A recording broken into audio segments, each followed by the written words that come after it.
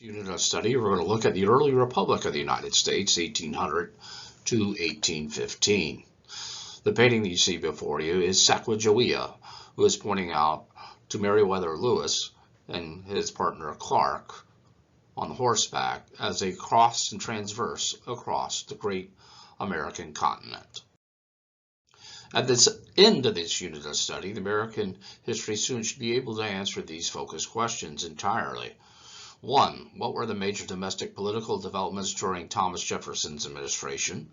2. How did foreign events affect the United States during the Jefferson and Madison administrations? 3. What were the primary causes of the American decision to declare war on Great Britain in 1812? And 4. What were the significant outcomes of the War of 1812 on the United States? The new American nation in 1800, the population of the United States continued to expand in the decades after the Revolution. One of the areas experiencing the greatest amount of growth was the Trans-Appalachian region. While most Americans continued to work as farmers, an increasing number began to make a living in emerging markets such as textiles, banking, and construction. Jeffersonian Republicanism. Although John Adams was the first president to live in Washington, D.C., the Executive Mansion, later known as the White House, Jefferson was the first president to be inaugurated in the new capital. At the time, Washington, D.C. was not complete, but Congress and the Supreme Court followed the president there nonetheless. Jefferson's election was the first time the presidency had shifted from one party to another. No one was quite sure what would happen when it occurred. His election had been extremely close and had been thrown into the House of Representatives after no candidate won the electoral vote. The peaceful transition between parties, despite the highly contested election, set a positive precedent for the young nation, although Adams did not attend the inaugural. Throughout his time in office, Jefferson deliberately treated people with Republican simplicity. He sought to highlight the differences between the simpler, more frugal Republicans and the more formal, aristocratic Federalists.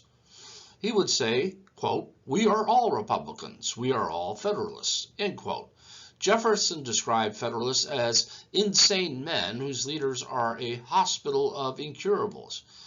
He still feared that the Federalists, a herd of traitors, wanted to destroy the liberties of the people and convert the Republic into a monarchy. The Republican Party appealed to the white male voters and recently gained suffrage and the right to hold office as most states lowered or eliminated their earlier requirements. Many Federalists, such as John Adams, on the other hand, believed that the more educated, wealthy, or well-born members of the society, the natural aristocracy, should govern. They worried that this democratization of politics would lead to mob rule by misinformed, gullible electorate. The contradictory genius that Jefferson was sort of a hypocrite. He hated politics because he was a member of it. He wrote the Declaration of Independence saying all men are created equal, but bought, bred, and sold slaves, even though he called slavery an abominable crime.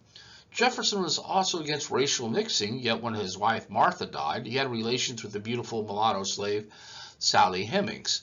As soon as his concubine, she would give birth to 6 of his children.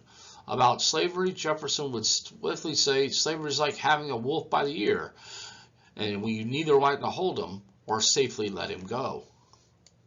The Capitol building. This 1806 watercolor was painted by the building's architect, Benjamin Henry Latrobe, inscribed to Thomas Jefferson.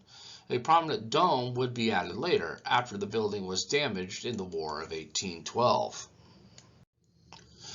Jefferson in office. His first to act as party leader, cultivating congressional members, his Secretary of State James Madison, Treasury Albert Gallatin, respected by both Republicans and Federalists.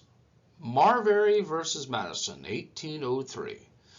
Midnight appointments. Before he left office, John Adams was scared with a complete Republican takeover of the government, and he appointed many judges to the federal bench before he left office.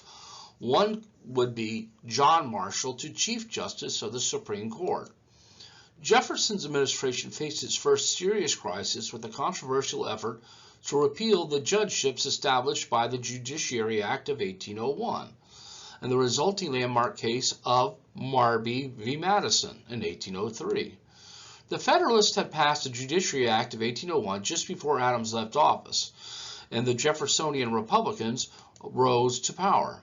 After his defeat for re-election, Adams and the Federalist Senate had used the legislation to appoint people to the positions on the judiciary across the land. This meant that the judicial branch was the only Federalist-controlled branch of the government, while the Republicans controlled the presidency and the Congress.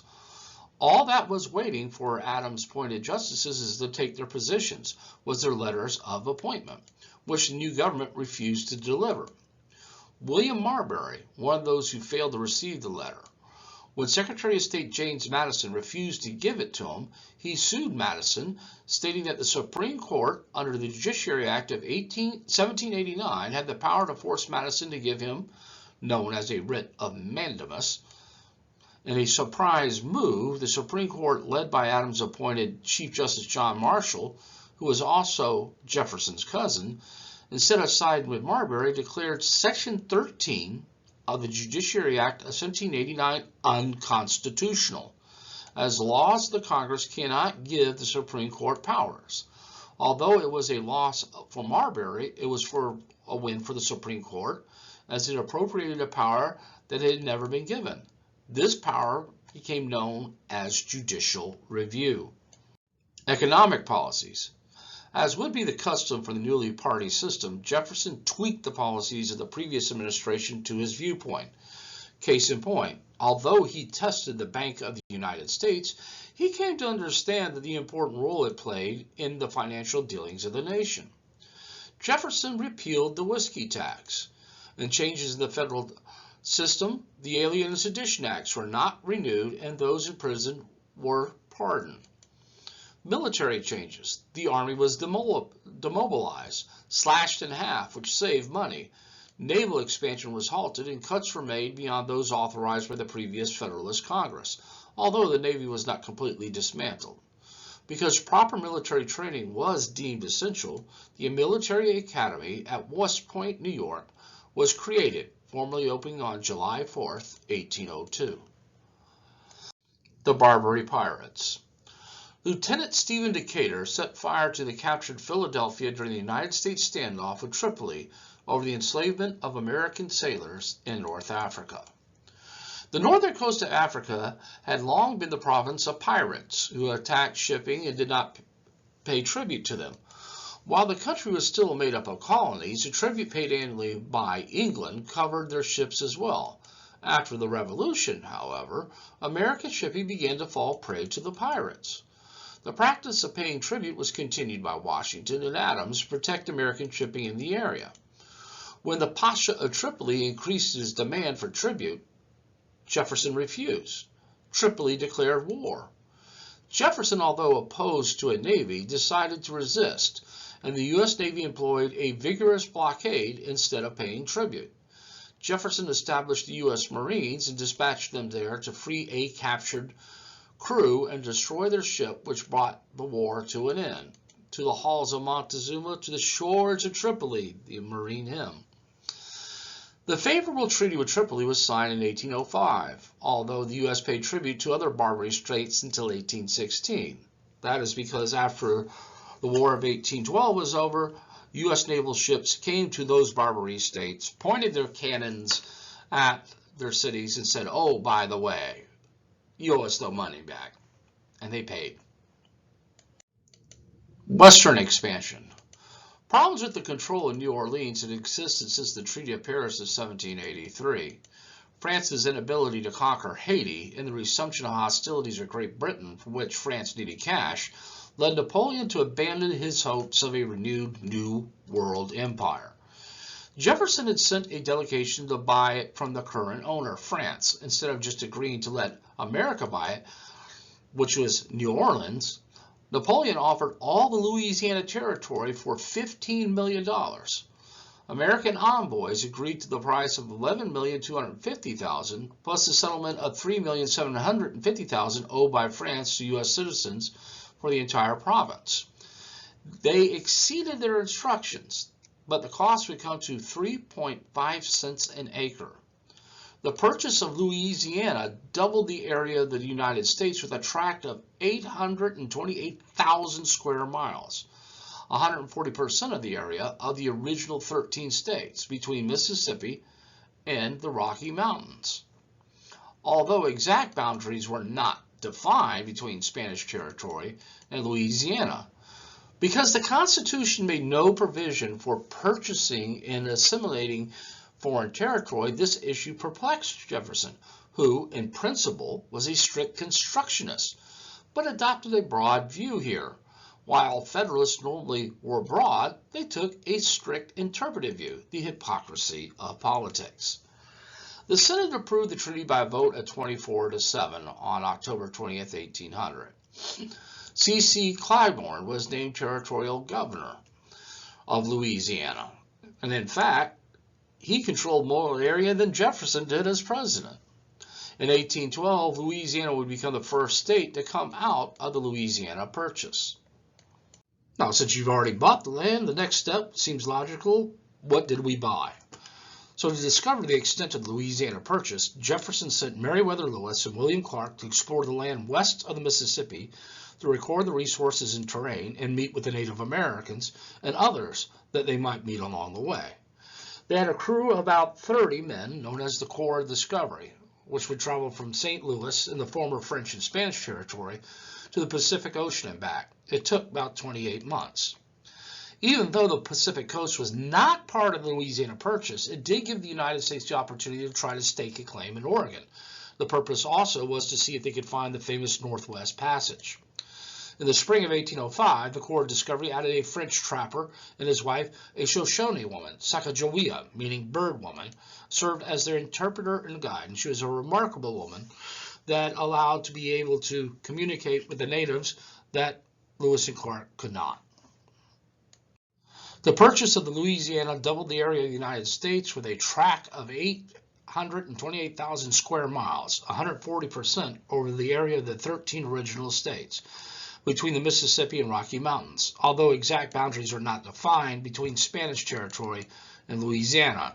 Because the Constitution made no provision for purchasing and assimilating foreign territory, this issue perplexed Jefferson, who in principle was a strict constructionist, but adopted a broader view here, while the Federalists, normally more broad, took a strict interpretive view. The Senate approved the treaty by a vote of 24-7 on October 20th, 1800. Political schemes. Many Federalists feared that states carved from the Western territories would eventually alter the political power balance in Congress, allowing Southern agrarian and frontier interests to rise over the Northeastern commercial and industrial interests. Some anti-Federalists, led by Senator Timothy Pickering, called for the Essex Junto and considered establishing a Northern Confederation of 5 New England states, along with New York and New Jersey. The Essex Junto, the Louisiana Purchase, would weaken the political power of the Northeast, and the plan hinged on Burr's election as governor of New York, the sitting vice president. But Hamilton's opposition to the plan and to Burr's election resulted in his defeat for governor in April. As a result of remarks allegedly made by Hamilton against Burr, described as, quote, a dangerous man and one who ought not to be trusted with the reins of government, end quote. Burr demanded an explanation from Hamilton, which led to a duel in July of 1804. On July 11, 1804, in Weehawken, New Jersey, although Hamilton did not believe in dueling, he believed that the government would collapse under leadership of Jefferson, and the nation would have to turn to a strong man to save it, as France had turned to Napoleon Bonaparte. Wanting to be that strong man, Hamilton, not wanting to appear cowardly, agreed to the duel. Although Hamilton deliberately missed, desiring honor, not harm, Burr's aim was on the mark, and Hamilton was mortally wounded, dying several hours later. Jefferson re-elected. The election of 1800 elected Jefferson as president and Aaron Burr of New York as vice president. Jefferson blamed Burr for the closeness of the election, as both men were of the same party. In 1804, Burr was not given the opportunity for a re-election with Jefferson. Not only that, he killed Alexander Hamilton, and as the 12th Amendment had been ratified, which called for separate tickets. So the Republicans would nominate George Clinton in his stead. The Federalists would nominate Charles Pinckney and Rufus King. Jefferson would easily win his re-election in 1804, and as the Federalist Party began to die a slow death, Federalists made up only 1/4 of the new Congress in 1805. Virginia John Randolph, starting out being loyal to Jefferson, but became more interested in protecting states' rights than the need for a strong central government. Randolph did not believe in the Louisiana Purchase. He was very showy and also became the wittiest insulter in Congress opponents to sit down and shut up. He once described a congressman as, quote, the most contemptible and degraded of beings with no man ought to touch unless with a pair of tongs, end quote. He was against any expansion of federal authority at the expense of states' rights. He is also against any new tariffs or new taxes. The Jeffersonian Republicans were more moderate and nationalistic, began to adopt and implied powers of the Constitution, a Federalist idea. Just when he thought it was safe to go in the water, Aaron Burr arrives again. His political career having ended after his defeat for New York governor and the death of Hamilton, Burr approached Anthony Merry, a British minister to the United States, seeking $500,000 and the loan of a navy to work to separate the western states from the United States. Although the British never did fund him, the Spanish gave him a small amount. Burr conferred with General James Wilkinson, commander of U.S. forces in the Mississippi Valley and governor of Louisiana, organized a military expedition in Ohio, about 60 to 80 men, before leaving for Tennessee. Wilkinson warned Jefferson, who issued a proclamation advising citizens not to participate in an illegal expedition against Spanish territory. As the expedition moved down the Mississippi, Burr learned that Wilkinson had betrayed him and tried to flee to Spanish Florida before being arrested in Alabama. He then is going to put on trial for treason.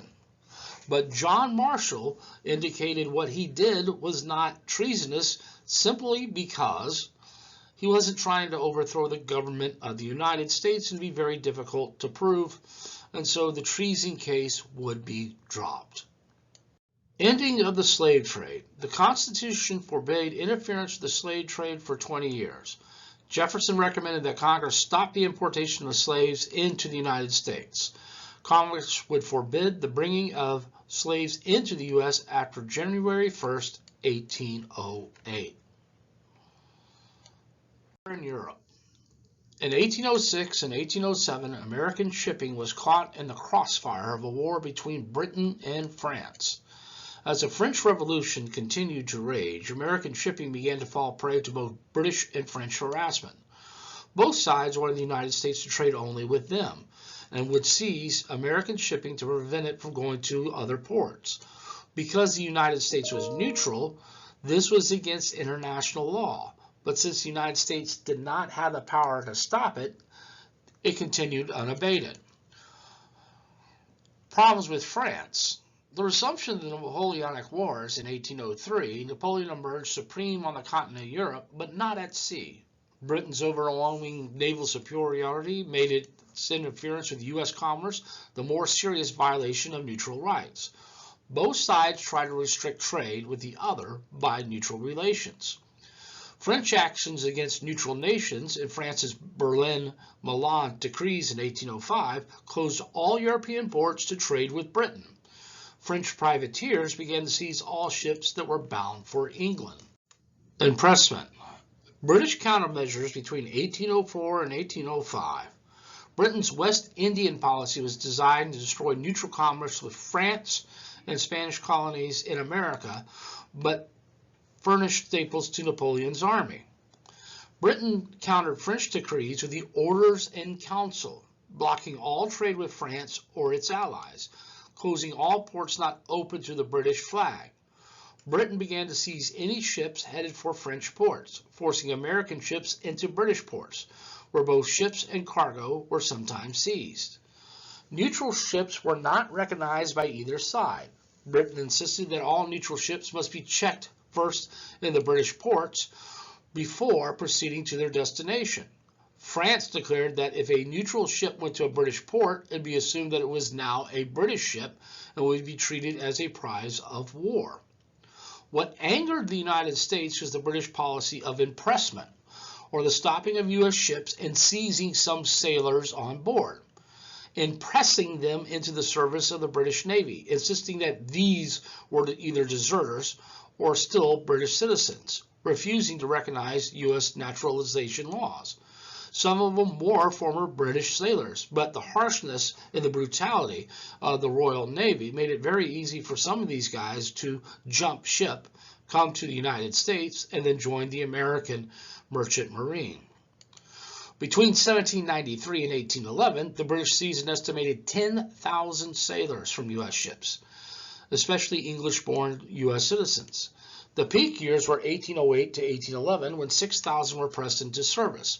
But it should be noted that the U.S. Merchant Marines and the Navy encouraged British naval deserters to enlist, offering higher wages and much better treatment compared with the strict discipline on British naval ships, and also aided British seamen in securing false naturalization papers.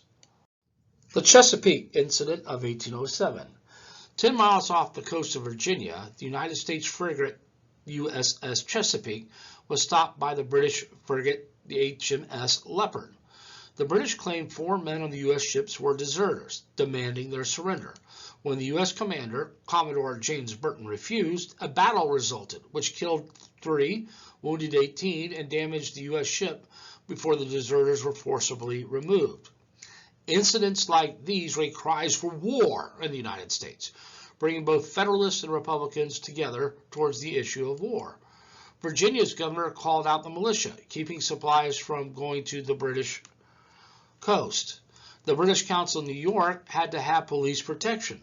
A mob attacked and nearly destroyed a British vessel in New York Harbor. But the United States was not prepared to fight because of a weakened military, which forced Jefferson to seek a diplomatic solution. Jefferson sent emissaries to negotiate with Britain for the payment of damages to the U.S. ship, but Britain delayed, not paying until 1811. The Embargo. As a last-ditch effort, Jefferson supported an embargo, which allowed no exports from the U.S. to any country and restricted imports of certain British products. It prohibited merchants from trading with Europe. It also forbade all U.S. ships from leaving for foreign ports and did not allow many foreign vessels to leave U.S. ports without U.S. goods. It represented President Jefferson's belief in a peaceful coercion. It failed to cause England and France to change their trade policies. Although Federalists tried to block it, it passed the Senate 22-6 and the House supported by the South and the West by 82-44. This action made Jefferson very unpopular, especially in the Federalist strongholds and along the Atlantic coastline. Means for evading the provisions were developed. A brisk smuggling trade developed on land and water, particularly between New England and New York and Canada. The British cooperated with U.S. merchants who violated the law. Its results did not bring Britain to its knees because England was not as dependent on U.S. goods as was thought. It hurt English wage earners, Caribbean planters and slaves, but not the upper class. These lower class, being non-voters, had little clout in Parliament. The only country that was truly hurt by this embargo was the United States, although non-importation helped spur the creation of more U.S.-based industry over time. James Madison and the drift toward war. James Madison, Jefferson's Secretary of State and another Virginian Republican, was elected to the presidency in the election of 1808. Defeating Charles Pinckney and Rufus King. His administration was characterized by the tensions with Britain and France in the War of 1812. Madison believed in the freedom of the seas and the rights of neutral nations. The Non-Intercourse Act of 1809 was passed, which reopened with all countries except France and Great Britain. And all their colonies, it did authorize the president to reopen trade with France or Great Britain if either of them stopped violating American rights on the high seas. France, in December of 1810, issued a vague promise to restore American mutual rights. Madison gave Great Britain 3 months to do the same. The British refused. He continued to seize American vessels and impressed sailors. France had no intention of upholding the agreement, and England agreed as well, but not before the U.S. declaration of war against England was approved by Congress. The War of 1812, and sometimes referred to as historians as the Second American Revolution, will be the first time that the president will ask for a declaration of war against a foreign nation. Shipping rights and national honor. The main reason for declaring war at Great Britain was for the violation of American shipping rights. The government pushed for freedom of the seas, the ability of neutral nations to trade with any nation in the world, even if that nation was at war. The vote was cast along sectional basis, New England voting 20-12 against going to war. Another reason was the instigation of Native Americans by British citizens to attack the states, which led to support from western and southern states, who saw an opportunity to grab East Florida. Some Americans were also interested in the conquest of Canada and Florida, and even Henry Clay of Kentucky advocating commerce, character, a nation's best treasure, honor. A trail of blood. Many in the West suspected that the British were arming and stirring up anti-American activity in the old Northwest Territory. Britain had removed all the remaining forts after Jay's Treaty went into effect. But Britain also kept friendly relations with the Indians to keep them detached from the U.S., but did not foster revolts against the U.S., although British fur traders and Canada's governor aided them. A Shawnee prophet known as Tuscawana and his brother Tecumseh united several Indian tribes west of the Appalachians against white settlers. Tecumseh worked to create an alliance against any further U.S. encroachment onto their territory. This provoked a U.S. response under the command of General William Henry Harrison, who goaded Tecumseh's forces into attacking them. General Harrison was also the governor of the Indiana Territory, with 1,000 men, defeated an Indian dawn surprise attack at the Battle of Tippecanoe on November 7, 1811, burning the Indian headquarters before returning to Fort Harrison. This temporarily slowed the Indian revolt, many of whom went to Canada, where British authorities tried to cut off aid to the Indians. It was thought that the Indian-Canadian base would be destroyed and must be destroyed, and the Indian menace should be removed.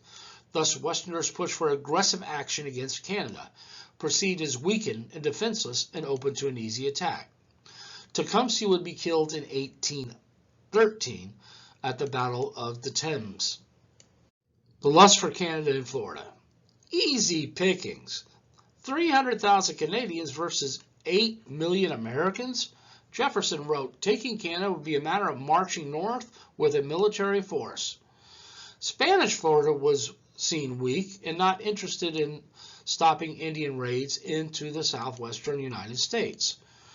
British traders in East Florida smuggled goods and encouraged Indian raids.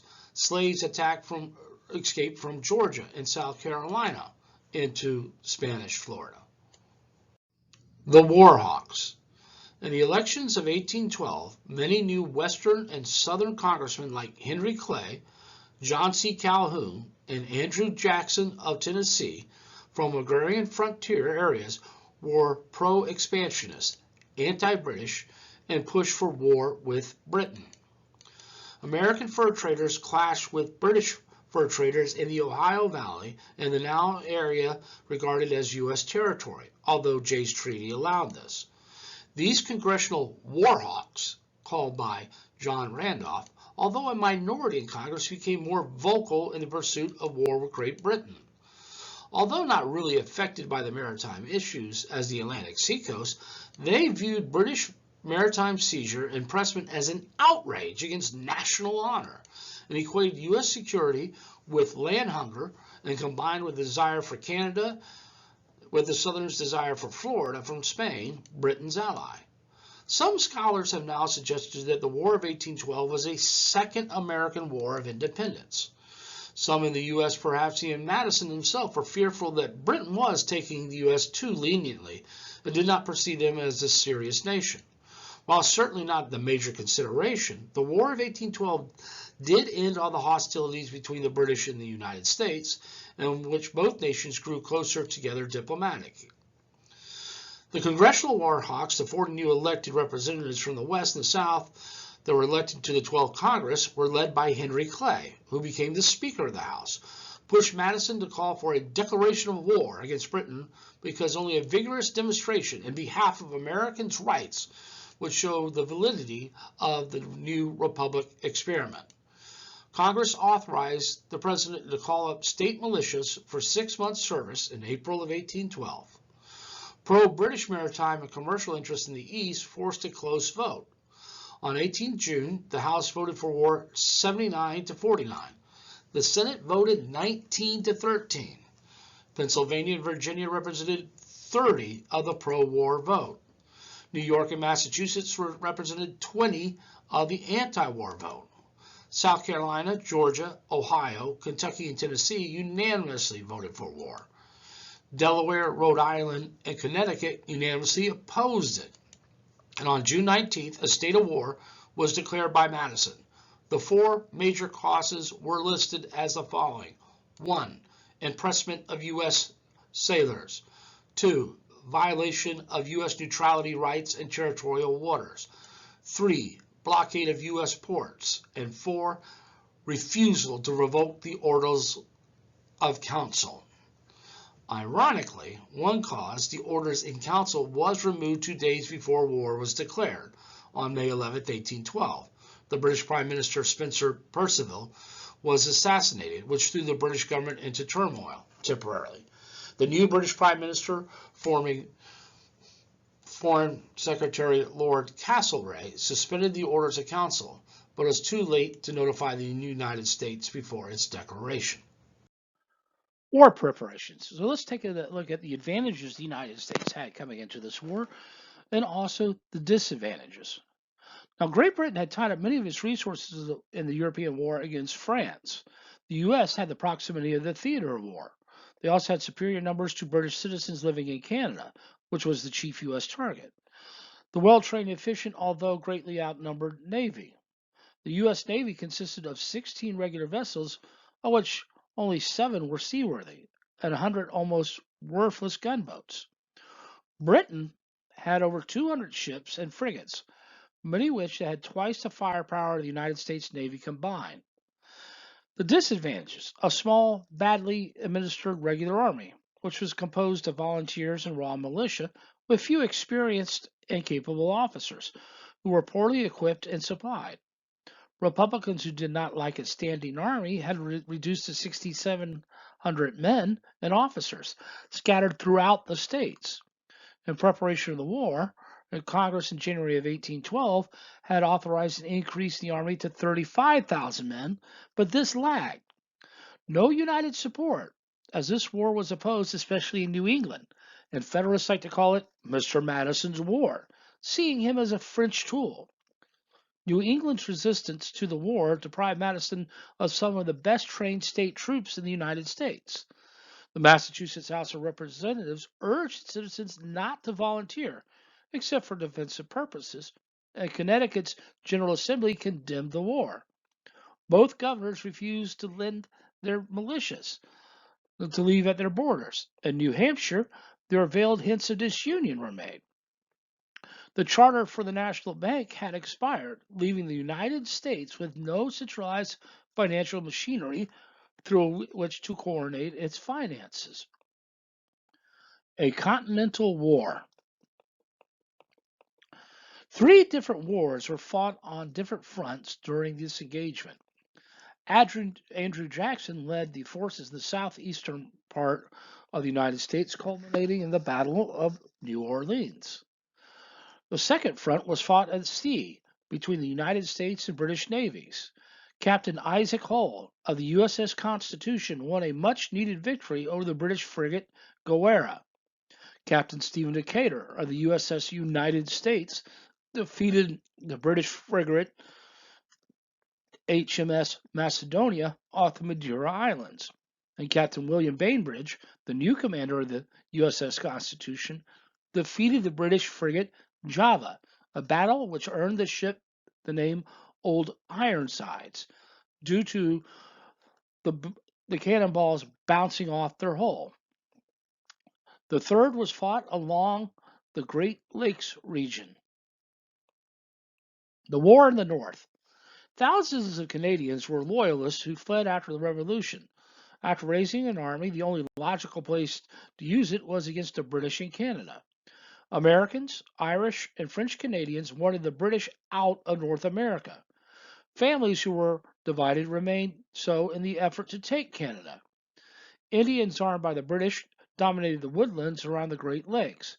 Michigan's governor believed that the Indians and the British relied on each other in order to try to keep Canada. Invading Canada. After raising an army, the only logical place to use it was against the British in Canada. Some Warhawks believed that many Canadians would join the fighting because they wanted to be part of the United States. Instead, most French Canadians fought against the Americans, who they viewed as invaders. The United States would launch 3 strikes into the territory, only to have all 3 fail. The plan of the 3-pronged attack on Canada in the east was led by General Henry Dearborn along the Lake Champlain route to assault Montreal. In the center, it was going to be led by General Stephen Van Rensselaer along the Niagara River frontier to attack Canadians. And the west was led by General William Holt from Detroit against Upper Canada. Unfortunately, U.S. troops were composed mainly of ill-trained militia, and the campaign against Canada was a failure. During the War of 1812, where most Canadians ended up fighting Americans and not siding with them. Holt's surrender of Detroit in August of 1812 left Britain in control of the Lake Erie and Michigan country, allied with the Northwest Indians led by Tecumseh. Hull was court-martialed for cowardice and neglection of duty in 1814, missing death only because of his exceptional Revolutionary War record. His name would be dropped from the Army roll. The Niagara campaign failed when New York State militia did not reinforce the American force of 600 who were crushed by the Canadians. Van Rensselaer resigned his commission, replaced by Alexander Smythe, who was indecisive and relieved the command and was dropped from the role. Dearborn, with the largest U.S. force under arms, arrived at the Canadian frontier, but U.S. forces refused to proceed further, forcing Dearborn to return to Plattsburgh in November. When the Americans lost Fort Dearborn, they lost territory that is in present-day Chicago. These disasters revealed the need for well-trained regular troops. By the end of the first year of the war of 1812, the British controlled half of the Northwest Territory. Battle of Put-in Bay. Commodore Oliver Hazard Perry bloodied, "We met the enemy, and they are ours," with American naval victory on Lake Erie in September 1613, which denied the British strategic control over the Great Lakes. An American victory on Lake Erie led to the British attacks at a time when the American government was nearly bankrupt and the political dissent in New England was reaching a climax. This opened the door for American offensive in the West. The Creek War.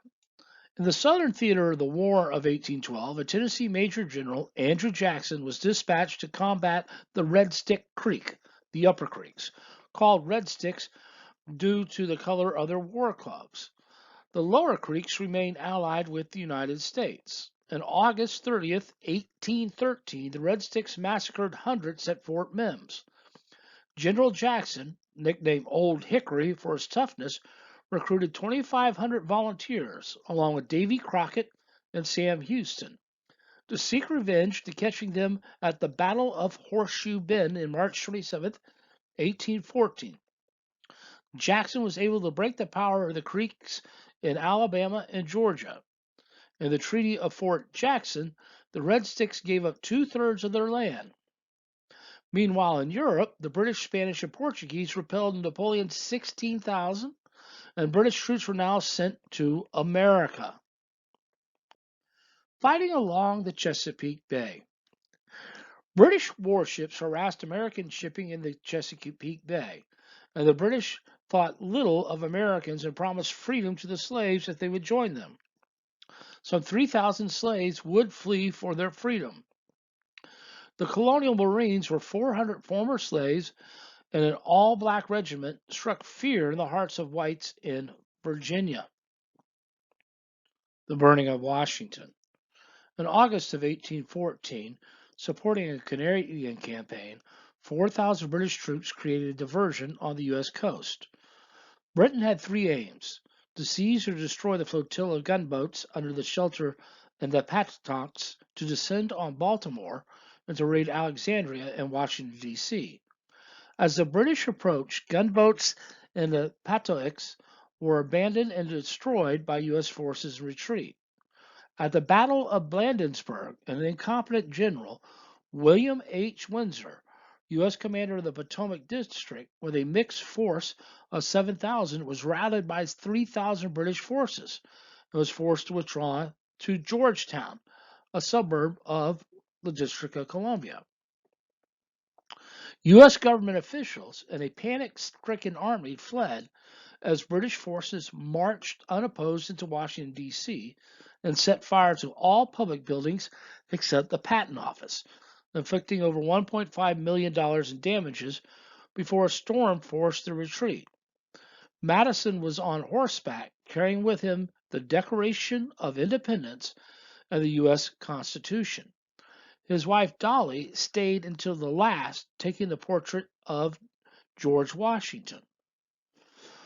After the war was over, the gray-colored executive building, in order to hide the burn marks of which it was torched by the British Army, was painted white, and from henceforth would be called the White House. While the British were destroying Washington, D.C., citizens of Baltimore established an elaborate defensive works. Britain would then land forces bogged down while trying bombarding Fort McHenry, which protected the entrance towards Baltimore. Here they were very unsuccessful. It was during this bombardment at Fort McHenry that the StarSpangled Banner would be written by Francis Scott Key and would be sung to the tune of a British bar song. Britain would abandon the taking of Baltimore and sailing to Jamaica in October. Francis Scott Key's poem of the Star-Spangled Banner, we only sing the first of 3 verses. Later on, it will become our national anthem. The Battle of Lake Champlain. The Battle of Plattsburgh, and an invasion attempt from Canada, was stopped by a naval battle on Lake Champlain when Commodore Thomas Macdonough's flotilla engaged and defeated the British ships there, thus providing cover for the Army. American naval victory on Lake Champlain on September 11, 1814, and the War of 1812 had thwarted the British invasion from Canada. General Jackson would become commander of the Military District No. 7 in May 1814, which included the New Orleans, Mobile area and the U.S. Army in the Southwest. Against Monroe's orders, he invaded Spanish Florida and seized Pensacola. So what we're seeing here is how Jackson was able to work from his Tennessee volunteers down and defeating the Creeks at Horseshoe Bend and then moving even further to Fort Mims. But seeing an opportunity and hopefully to drive the Spanish out of Florida, Jackson then went and took Pensacola. And now he was moving towards New Orleans, to the final and most important battle of the war. Aftermath of the war. Peace proposals. Tsar Alexander I of Russia offered to mediate the Anglo-U.S. differences because of Napoleon's declaration of war against Russia, an ally of Britain. Castlereagh refused mediation, but having tired of war, offered Monroe direct mediation. Madison accepted the offer and appointed John Quincy Adams, J.A. Bayard, Henry Clay, and Jonathan Russell as peace commissioners. Ghent, Belgium, was chosen as the meeting place, and discussions began in August of 1814. U.S. envoys were instructed to obtain satisfaction on impressment and other British maritime infractions against the U.S. Concerning territory the U.S. desired, the status quo of the antebellum pre-war conditions. British envoys desired a neutral Indian buffer state in the Northwest and territorial concessions between Maine and Lake Superior, about one-third of U.S. territory, and insisted, especially after the burning of the U.S. national capital, on ute possidetis, retention of territory actually held. After news of Macdonough's victory on Lake Champlain, the Americans rejected British terms. The Duke of Wellington told his government that the setbacks on the Great Lakes area did not entitle Britain to demand cessation of any territory, because Britain had a depleted treasury and was diplomatically embarrassed at the Congress of Vienna. They conceded to U.S. territorial view. The terms of the treaty restored the peace, but didn't address the issue over which Great Britain and the United States had fought the war in the first place. It did provide for the release of prisoners, restoration of all conquered territory, British, not Spanish, and a commission to settle the disputed U.S.-Canadian Northwest boundary. It left to the future the questions of disarmament on the Great Lakes and the use of fisheries off Newfoundland. The treaty was unanimously ratified by the Senate in February of 1815. The Battle of New Orleans. Jackson traveled through Mobile and arrived in New Orleans on 1st December 1814. It should be noted that Great Britain sent troops to New Orleans even while negotiations at Ghent were being held, which suggested they might have ignored the terms of Ghent if they had won. 7,500 veteran British soldiers under Sir Edward Packham left Jamaica and sailed through the Gulf of Mexico in order to assault New Orleans, although it took 1 week to disembark. Jackson, with a main defense at Baton Rouge, learned that the British landed 40 miles east of New Orleans, after which he hurried his forces to New Orleans to oppose British forces massing there. Martial law was proclaimed in New Orleans, although the British marched to within 7 miles of the city without being detected. Jackson led 5,000 in a night attack against the British and stopped their advance. He quickly constructed defensive works, and the Americans outgunned the British on January 1, 1815, in a furious artillery battle. Jackson, with 4,500 regulars, many from Tennessee and Kentucky, held off 2 direct assaults by the British, who suffered heavy casualties on January 8th. The 1-hour battle resulted in Packham and 2 other British officers' deaths and 2,036 British casualties against only 21 U.S. casualties. The British would withdraw on January 27th. The decisive American War of 1812 victory over British troops in January that it ended the British hopes of gaining control of the lower Mississippi River Valley, even though the battle was fought after the war was over. The Hartford Convention was made up of disgruntled Federalists. The Hartford Convention proposed a list of demands that, if not met, would cause New England to secede from the Union, abolishing the counting of slavery, 2/3 majority to declare war or admit new states, and prohibiting trade embargoes more than 60 days. A one-term president, and presidents coming from the same state in secession. These demands arrived in Washington, D.C. the same time that news of the victory in New Orleans did. The result was that the Federalists suffered from the final death blow to their party due to this embarrassment. They were against the war, remember. So now not only they lost that, but they lost any other demands. The war's legacy. The War of 1812 had been considered our second war of independence, and as the American states were able to stand against the largest army in the world and defeat it, what would also emerge from this time would be the first industrial revolution, or during the embargo of the shipping crisis. Americans looked inward to get their manufactured goods.